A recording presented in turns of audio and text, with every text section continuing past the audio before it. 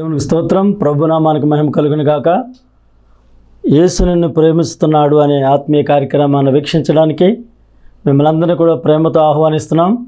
రండి, మనమందరం ఏకంగా కూడి ప్రభునామాన్ని గొప్ప చేద్దాం. వాక్యమైనటువంటి దేవుని యొక్క ప్రసన్నత మనం సమృద్ధిగా అనుభవిద్దాం. వాక్యమే మనకు జీవనాధారం.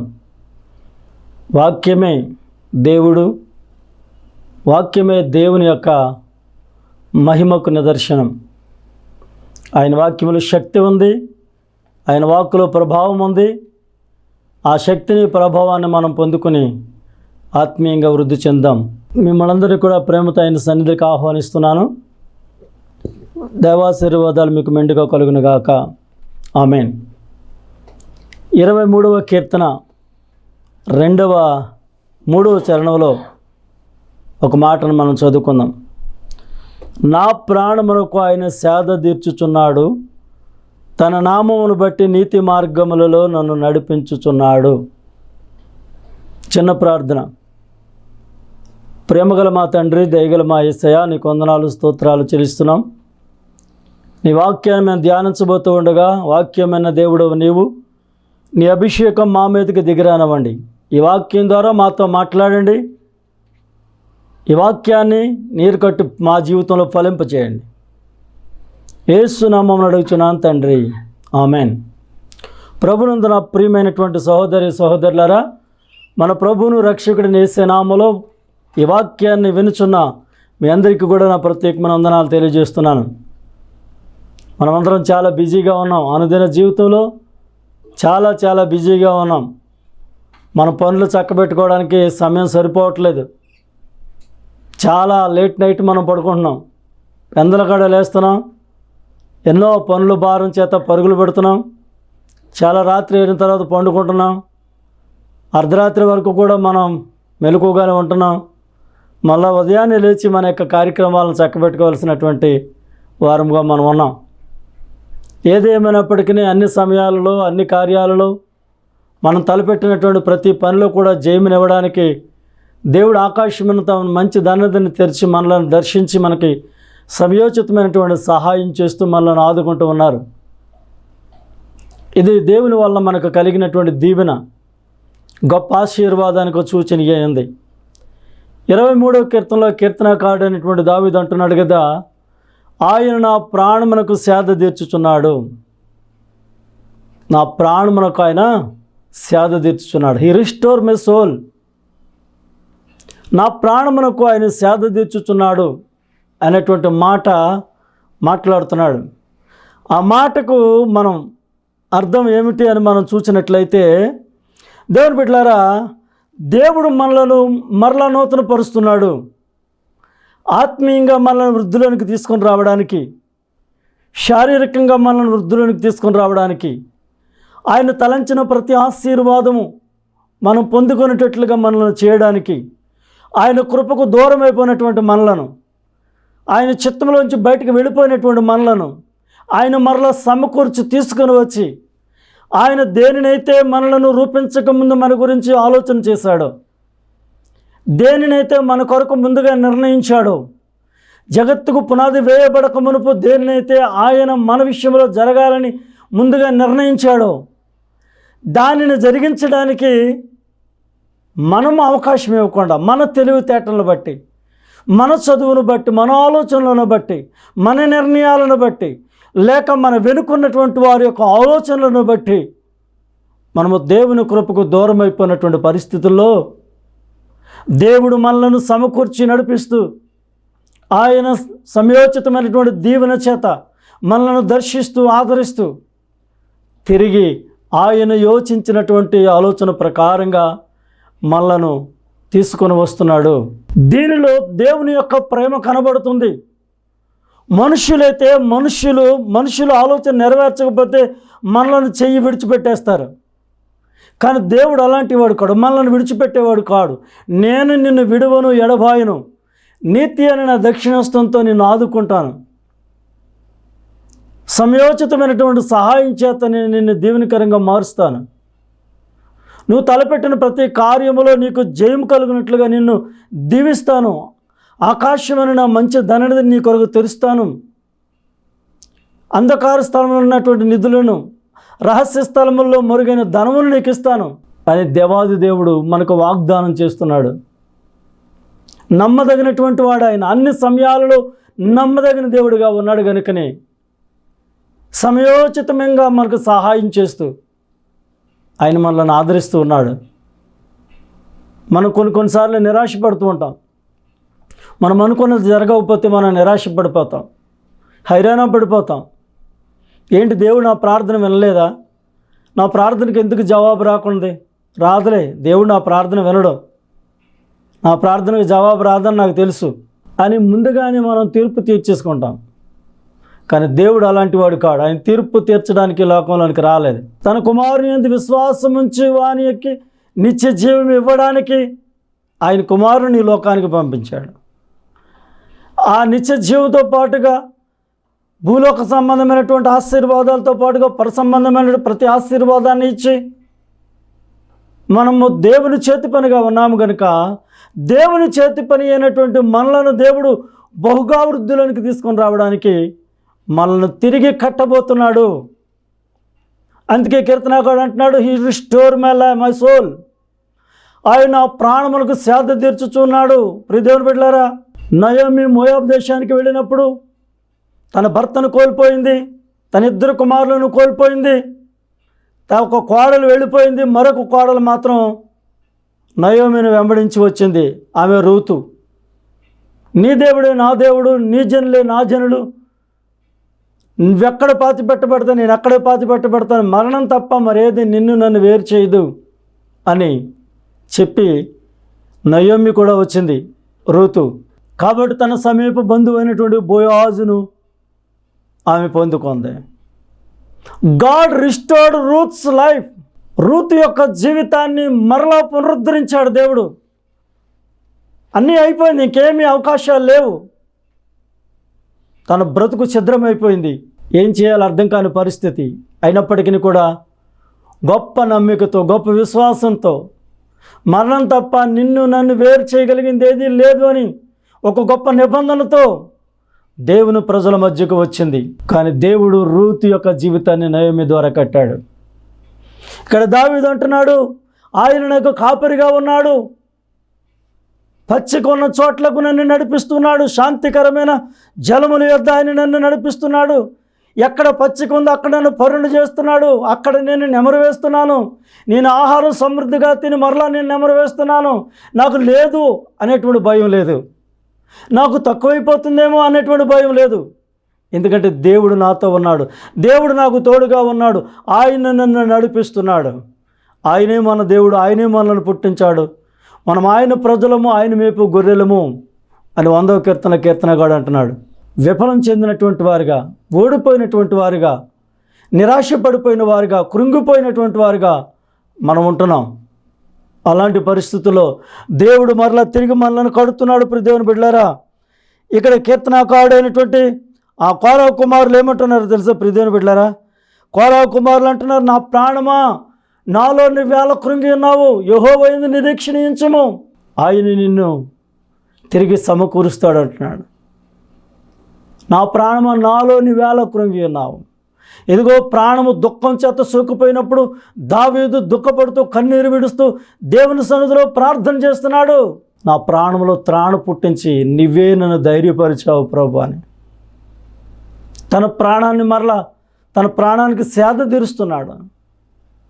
కీర్తనగాడు అంటున్నాడు కదా, నా ప్రాణమా యెహోవాను సన్నతించుము, నా అంతరంగములను సమస్తమా ఆయన పరిశుద్ధ నామమును సన్నతించుము.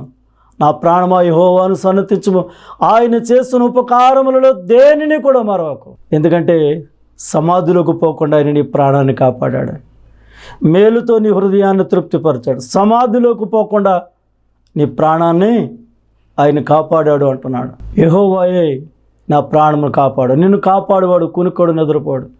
యెహోవాయే నిన్ను కాపాడువాడు. పగలు ఎండ దెబ్బ నీకు తగలనివ్వకుండా, రాత్రి వెన్నెల దెబ్బ నీకు తగలకుండా, ఇది మొదలుకొని ప్రయాణం అంతట్లో కూడా నీ ప్రాణాన్ని కాపాడగలిగినది ఆయనే. నిజమేనండి, దేవుడు కాపాడకపోతే బయటకు వెళ్ళినటువంటి వారు మరలా ఇంటికి తిరిగి వస్తారో లేదో తెలియదు. బయట పరిస్థితులు అంత అధ్వానంగా ఉన్నాయి. చాలా భయంకరమైనటువంటి పరిస్థితులు సమాజంలో మనం చూస్తున్నాం. అయితే నా ప్రియమైనటువంటి వారులారా, సమాధులకు పోకుండా ఆయన నీ ప్రాణాన్ని విమోచించాడని, పక్షిరాజు యవనం వల్ల నీ యవనం క్రొత్త దక్కుతున్నట్లుగా మేలుతో నీ హృదయాన్ని తృప్తిపరుస్తున్నాడని కీర్తనకారుడు అంటున్నాడు. మేలుతో. దేవుడు ఉపకారి, అందరికీ ఉపకారి. ఆయన మేలులు చేస్తాడు. మేలు చేసేవాడుగా దేవుడు ఉన్నాడు కనుకనే అంటున్నాడు కీర్తనకారుడు, నా ప్రాణము తృష్ణగొనుచు ఉన్నది. ఏమవుతుందట? నా ప్రాణము దేవుని కొరకు తృష్ణగొనుచున్నది. 42వ కీర్తన 1-2 వచనాలు అంటాడు. ఎందుకండి మన ప్రాణం తృష్ణగొనటం? దేవుని కొరకు అని అంటే ఏదైనా దేవుడే చేయాలి. మన స్థితిని మార్చేవాడు దేవుడు, మనకు ఆలోచన చెప్పేవాడు దేవుడు, మన గురించి గొప్ప ప్రణాళికలు కలిగిన వాడు దేవుడు. మనం ఏం కావాలని ఆయన సంకల్పం ఉందో దానిగా ఆయన రూపించగలిగిన వాడు దేవుడు. మనం ఆలోచించినట్టు కాదు, కానీ దేవుడు యోచించినట్లుగా మనలను చేస్తాడు. ఆయనకి ఇష్టమైనటువంటి పాత్రలుగా దేవుడు మనలను చేస్తాడు. ఆయన వాడుకోదగినటువంటి పాత్రలుగా దేవుడు మనలను చేస్తాడు. అందుకే నా ప్రాణమునకు ఆయన సేద తీర్చుచున్నాడు అంటున్నాడు. నా ప్రాణమునకు ఆయన సేద తీర్చుచున్నాడు, తన నామమును బట్టి నీతి మార్గంలో నేను నడిపిస్తున్నాడు. దేవుడు నీతి మార్గంలో నడిపిస్తాడండి. దారి తప్పి అక్రమమైనటువంటి మార్గంలో మనల్ని నడవనివ్వడు. దారి తప్పిన వారిగా మనల్ని ఉండనివ్వడు. సరిచేసి చక్కదిద్ది నిత్య జీవపు మార్గంలో దేవుడు మనల్ని నడిపించేవాడిగా ఉన్నాడు. కనుక నా ప్రియమైనటువంటి దేవుని బిడ్డలారా, కీర్తనకారుడు అంటున్నాడు, ఆయన నా ప్రాణమును సేద తీర్చాడు. God restored my soul.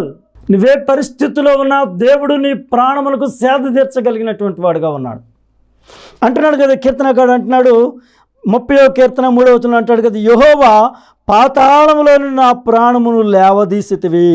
116వ కీర్తన 7వ వచనం అంటాడు, నా ప్రాణమా యెహోవా నీకు క్షేమము విస్తరింపజేసి ఉన్నాడు గనక నీవు తిరిగి విశ్రాంతిలోకి ప్రవేశించు. దేవుడు నీ ప్రాణమునకు క్షేమము విస్తరింపజేశాడు. నిన్ను ఆయన కాపాడుతున్నాడు, నీ ప్రాణము ఆయన కాపాడుతున్నాడు. గనుకనే నా ప్రాణ విమోచన క్రయధనము గొప్పది అంటున్నాడు 49వ కీర్తనలో. నా ప్రాణ విమోచన క్రయధనము గొప్పది అని చెప్తూ దేవునిని మహిమపరుస్తున్నాడు. నా ప్రియమైనటువంటి వారులారా, నా ప్రాణము దేవుని నమ్ముకొని మౌనంగా ఉంది. నా పెదవులు నీవు విమోచించినటువంటి నా ప్రాణాల గురించి ఉత్సాహధ్వని చేస్తూ ఉంది అని అంటున్నాడు. దేవుడు మనల్ని తిరిగి సమకూర్చేవాడు. దేవుడు మన జీవితాన్ని తిరిగి కట్టేవాడు.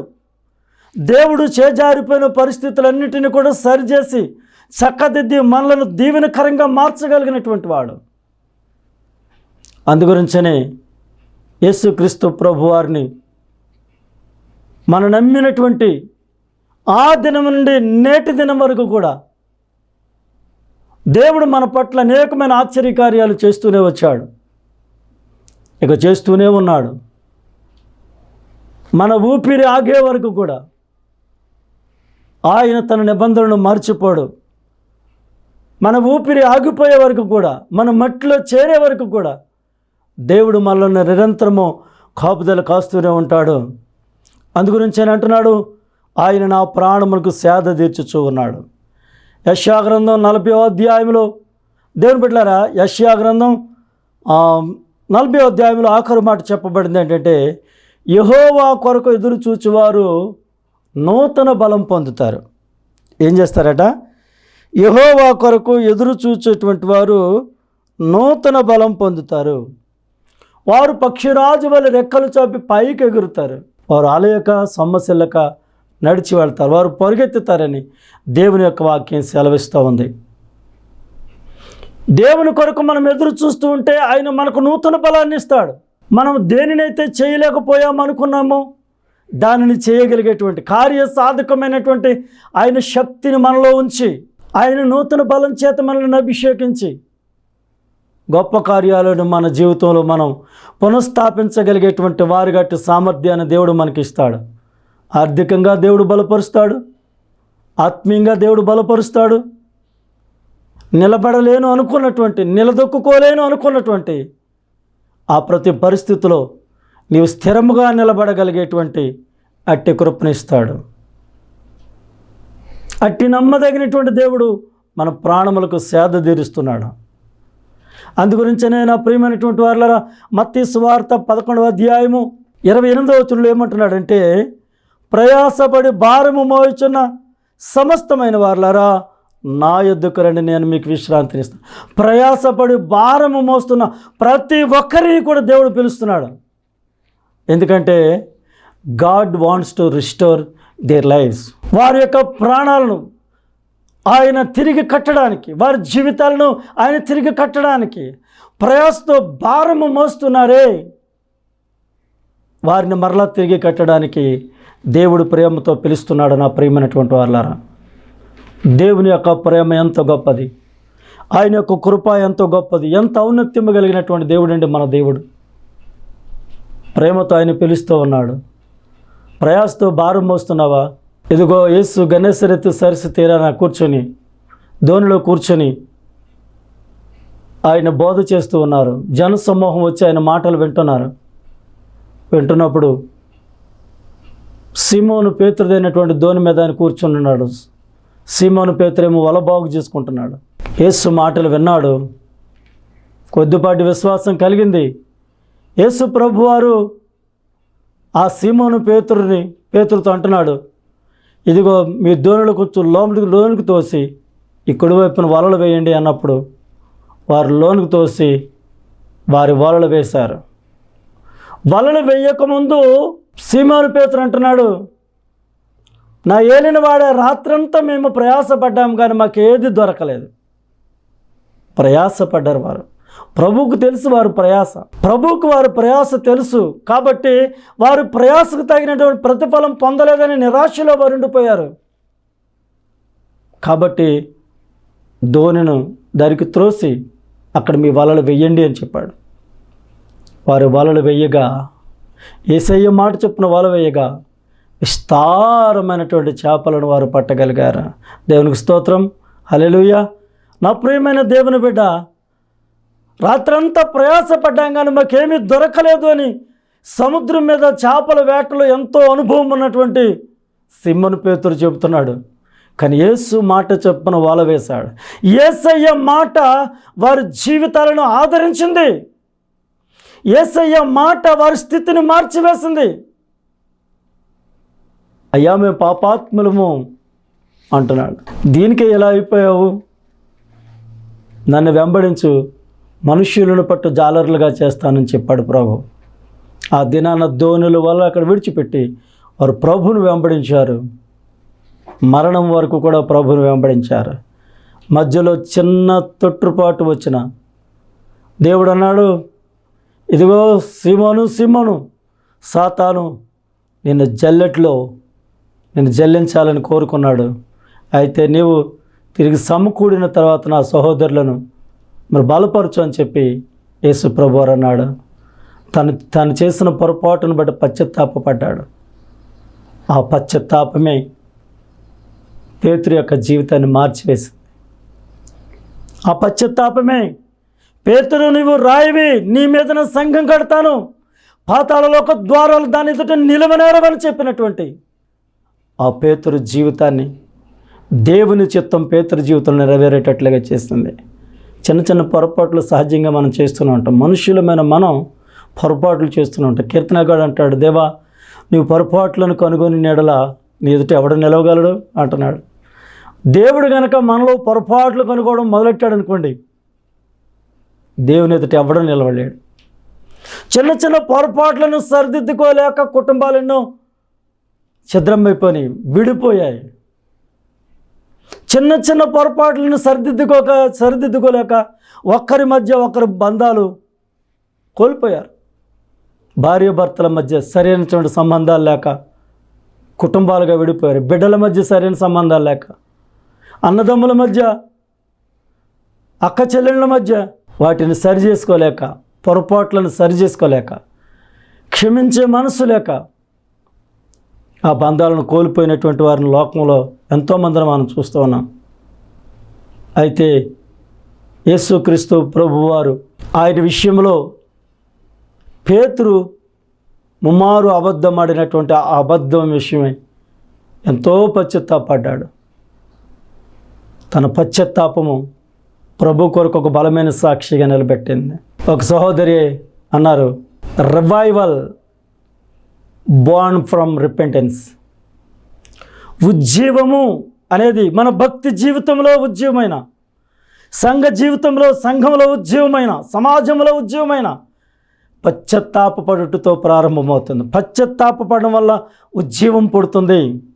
అందుకే ఈ మర్మాన్ని నెహెమ్యా తెలియజేస్తున్నాడు. నెహెమ్యా పశ్చాత్తాపడుతూ ఉపవాసం ఉండి ఏడుస్తూ తన పాపాలు, తన పితరుల పాపాలు ఒప్పుకుంటున్నాడు. ఆ గొప్ప పశ్చాత్తాపంలో దేవుని యొక్క బలమైన కార్యాలు వారు చూడగలిగారు. నా ప్రియమైనటువంటి వారులారా, పశ్చాత్తాపం నుండి ఉజ్జీవం పడుతుంది. పేతురు పశ్చాత్తాపంలో ఉజ్జీవం పుట్టింది కాబట్టి ఆయన బలముగా నిలబడి యూదులతో మాట్లాడగలుగుతున్నాడు. వారు ఆశ్చర్యపోతున్నారు, వీరు విద్యలేని పామరులు కదా, వీరికింత ధైర్యం ఎక్కడి నుంచి వచ్చింది, వీరికింత పాండిత్యం ఎక్కడి నుండి వచ్చింది? ఎక్కడి నుంచి వస్తుందండి? ప్రభువుకు కావాల్సిన వారు పెద్ద పెద్ద డిగ్రీలు చేసిన వాళ్ళు కాదండి. ప్రభువుకు కావలసినటువంటి వారు పేరుకు ముందు ఎన్ని, పేరు వెనకాల ఎన్ని తోకలు తగిలించుకునేటువంటి వారు మాత్రమే కాదు, వారు అవసరమే. వారి ద్వారా దేవుడు మరిన్ని గొప్ప సంగతులను బహిర్గతం చేసుకుని సమాజానికి ఆయన మహిమను తెలియజేస్తాడు. వారు అవసరం లేదని నేను అన్న, కానీ విద్య లేని పామరులను ఆయన పిలిచాడు. ఈ దినాలలో కూడా విద్య లేని పామరులు దేవుని కొరకు బలమైనటువంటి సేవ చేస్తున్నారు. మా రెండో అన్నయ్య అసలు చదువుకోలేదు. ఆయన సేవకు పిలిచాడు దేవుడు. సేవకు పిలిచిన తర్వాత దేవుడు జ్ఞానం ఇచ్చాడు. ఆయన మోకాళ్ళ మీద ఉండి తెల్లవారుజామున 3 గంటలు వేసి మోకాళ్ళ మీద ఉండి ప్రార్థన చేస్తూ ప్రార్థనలోనే వాక్యం మాట్లాడేస్తూ ఉండేవాడు, సందేశాన్ని మాట్లాడేస్తూ ఉండేవాడు. ఏం మాట్లాడాలో ఆయన విన్నవన్నీ మాట్లాడేసుకుంటూ ఉండేవాడు. నాకు చాలా ఆశ్చర్యం అనిపించేది. ఎందుకంటే ఆయన మాట్లాడుతున్న సందేశంలో కొన్ని విషయాలు నాకు కూడా తెలియనటువంటి విషయాలు మాట్లాడుతూ ఉండేవాడు. నేను చాలా దేవుని యొక్క మహిమను కొనియాడుతూ చాలా ఆశ్చర్యపోయేవాడిని. ఇప్పుడు ఆయన బైబిల్ చదువుతున్నాడు, చక్కగా నిలబడి సంఘాలలో దేవుని మహిమ కొరకు ఆయన సందేశాలు ఇస్తున్నాడు. ఆయన సొంతంగా ఒక సంఘాన్ని స్థాపించుకొని ఆ సంఘంలో సేవకుడిగా ఆయన సేవను చేస్తూ ఉన్నాడు. నా ప్రియమైనటువంటి వారులారా, విద్య లేని పామరులను దేవుడు పిలిచాడు, వారిని బలమైన సాక్షులుగా చేశాడు. God restored the lives as chosen vessel. ఆయన మహిమ కొరకు వారిని ఏర్పరచబడిన పాత్రలుగా చేయడానికి వారి జీవితాలను తిరిగి కట్టాడు. నీ జీవితాన్ని కూడా తిరిగి ఆయన కట్టబోతున్నాడు. అందుకే నా ప్రియమైనటువంటి వారులారా అంటున్నాడు కీర్తనగాడు, నా ప్రాణమా నీవేళ కృంగి ఉన్నావు. ఆయన నీ ప్రాణమును విమోచించాడు, తన సేవకులు ప్రాణాన్ని విమోచించాడు. ఆయన కరుణించి నీ ప్రాణాన్ని స్వస్థపరిచాడు, నీకు గొప్ప విడుదలనిచ్చాడు. కాబట్టి నా ప్రాణమా యెహోవాను సన్నతించు, నా అంతరంగములను సమస్తమైన పరిశుద్ధ నామాన్ని సన్నతించు. ఆయన చేసిన ఉపకారములలో దేనిని మరవకమంటున్నాడు. ఆయన ఉపకారం చేసేటువంటి వాడిగా ఉన్నాడు. తండ్రి తన కుమారుని ఎడల జాలిపడినట్లు నీ ఎడల దేవుడు జాలిపడుతున్నాడు. నీ ప్రాణం కృంగి ఉన్నప్పుడు ఆయన నిన్ను స్వస్థపరుస్తాడు, నిన్ను గొప్ప దీవెనకరమైన పాత్రగా చేస్తాడు. కాబట్టి ఆయన పిలుస్తున్నాడు, ప్రయాసపడి భారము మోచిన వారులారా నా యొద్దకు రండి, నేను మీకు విశ్రాంతిని ఇస్తాను అంటున్నాడు. ఆయన నీ ప్రాణాన్ని విమోచిస్తాడు, లేక ఆయన నీ ప్రాణమును సేద తీరుస్తాడు, నీకు నూతన బలమునిస్తాడు, నీకైనా విశ్రాంతినిస్తాడు, నీ ప్రయాస భారాన్ని తీసివేసి. అలాంటి దీవెనకరమైన పాత్రగా దేవుడు నిన్ను చేయబోతున్నాడు. ఈ వాక్యాన్ని విన్న ప్రియ సహోదరి సహోదరుడా, నిశ్చయముగా దేవుడు నిన్ను చూస్తున్నాడు, నిన్ను ప్రేమిస్తున్నాడు. యేసు నిన్ను ప్రేమిస్తున్నాడు అని కార్యక్రమం ద్వారా దేవుడు నిన్ను దర్శిస్తున్నాడు, నీతోటే సూటిగా మాట్లాడుతున్నాడు. ప్రాణం దుఃఖం చేత సుక్కుపోయిందా? ప్రాణంలో త్రాణలేని పరిస్థితిలో ఉన్నావా? నెమ్మదిని కోల్పోయిన వ్యక్తిగా ఉన్నావా? నా పరిస్థితులు మారలేదు, నా స్థితి ఇంతే అని నిరాశలో ఉన్నావా? నా బలహీనతలు నన్ను బాధిస్తున్నాయి, నా బ్రతుకు ఎందుకు అని నీవు బాధపడుతున్నావా? దేవుడు నా మొర వినటం లేదు, ఆయన నన్ను చూడటం లేదు, ఆయన నాపై కనికరం లేదు అని నీవు బాధపడుతున్నావా? బాధపడకు ప్రియ దేవుని బిడ్డ, యేసు నిన్ను ప్రేమిస్తున్నాడు. నిన్నే ఈ వాక్యాన్ని వింటూనే నిన్ను యేసు ప్రేమిస్తున్నాడు. ఆయన నీ పరిస్థితిని మార్చగలడు.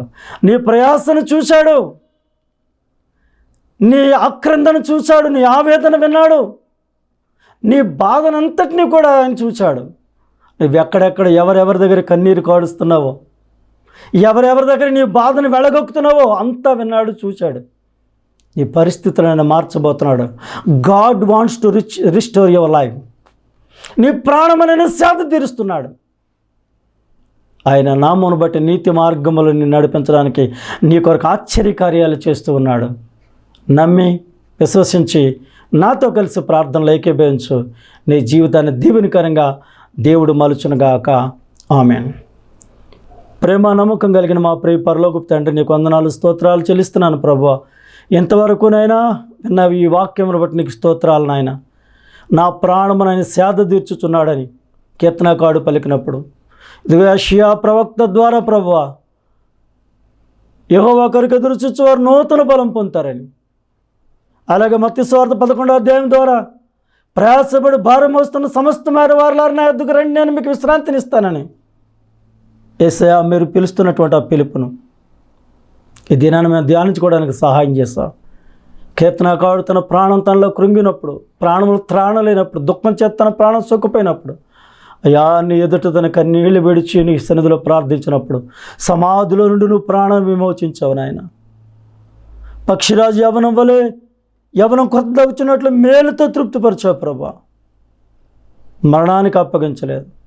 పగలెండ దెబ్బ, రాత్రి వెన్నెల దెబ్బ తగలకుండా నువ్వు కాపాడా. ఇదిగో నా ప్రభు, నేనే ఈ వేసవి కాలంలో ఎండల తీవ్రత వలన ఈ కుటుంబాలలో ఏ ఒక్కరు తక్కువ కాకుండా, ఎవరు బలహీనలు కాకుండా, నజరేయుడైన యేసు నామములో వీరిని దీవిస్తున్నాను ప్రభువా. నీ రెక్కల క్రింద ఆరోగ్యం వీరికి దయచేయండి.